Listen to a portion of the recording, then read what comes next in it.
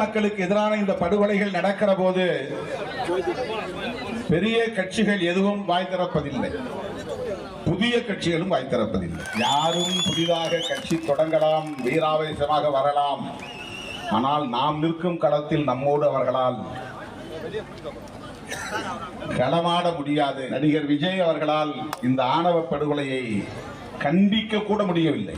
இதுதான் யதார்த்தமான. திமுக அரசை கடுமையாக விமர்சிக்கிற மதிப்பிற்குரிய மேனாள் முதலமைச்சர் எடப்பாடி பழனிசாமி அவர்கள் அடுத்த நாளே அந்த ஊருக்கு பக்கத்திலே தூத்துக்குடிக்கு வந்தார், திருச்செந்தூருக்கு வந்தார். அந்த குடும்பத்தை பார்த்து ஆறுதல் சொல்ல முடியவில்லை, கண்டிக்க முடியவில்லை. என்ன அந்த குடும்பத்தில் செய்கிறார்கள்? மதவெறி சாதிவெறி பிடித்த கும்பலின் நடவடிக்கைகளை கண்டிக்க துப்பு இல்லை. இதுதானே அரசியல். இந்த ஏழை எளிய மக்களின் வாக்குகளை விலை கொடுத்து வாங்கிவிட முடியும், இவர்களுக்காக பரிந்து பேச வேண்டிய தேவையில்லை என்ற இருமாப்போடுதான் அரசியல் செய்கிறார்கள்.